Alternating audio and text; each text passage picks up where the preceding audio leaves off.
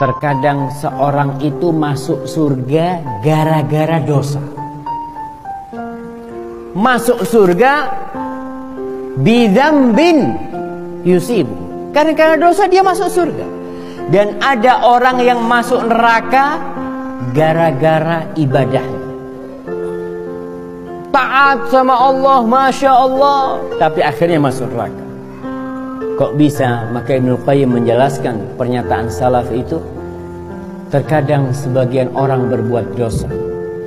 Gara-gara dosa yang dia lakukan, dia mengingat selalu dosanya seakan-akan selalu di depan matanya. Dia berkumpul dengan manusia, dia sendirian, dia berjalan, dia ingat sama dosanya. Dia mau tidur, dia ingat dengan dosanya. Sehingga hal itu membuat dia terus beristighfar, memohon ampun kepada Allah Subhanahu wa ta'ala. Gara-gara dosanya masuk surga. Dia duduk bareng-bareng kita, ngobrol, dia makan, tapi dia kepikiran dengan dosa. Yang itu mendorong dia untuk berbuat kebajikan. Yang dia takut dosanya nggak diampuni sama Allah. Sehingga terus dia berbuat kebajikan karena dorongan dosa yang dia lakukan dahulu. Subhanallah. Dan berapa banyak orang yang tobat jamaah, preman,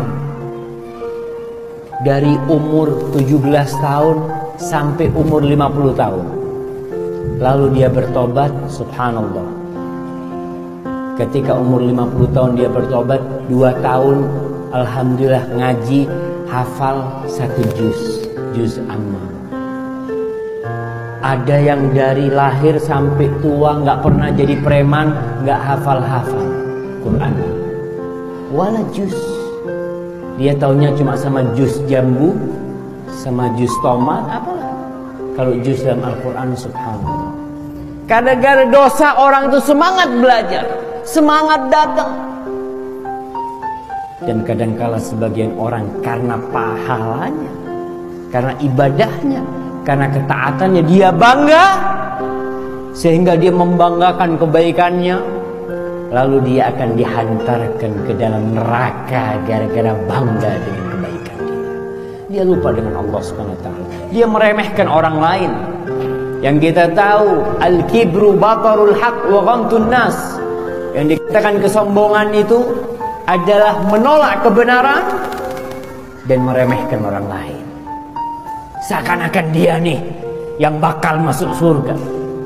Melihat temannya berbuat dosa, kayaknya nggak bakal masuk surga fulan ini. Ajib, emangnya ente punya kuncinya surga?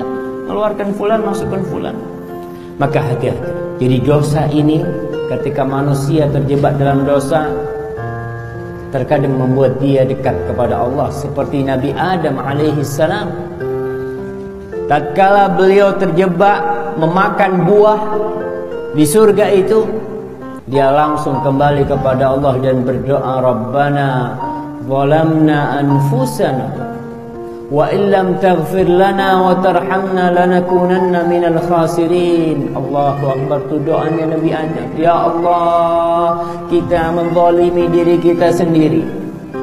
Kalau engkau tidak mengampuni diri kita, kalau engkau tidak mengasihi kita, maka kita akan menjadi orang-orang yang merugi.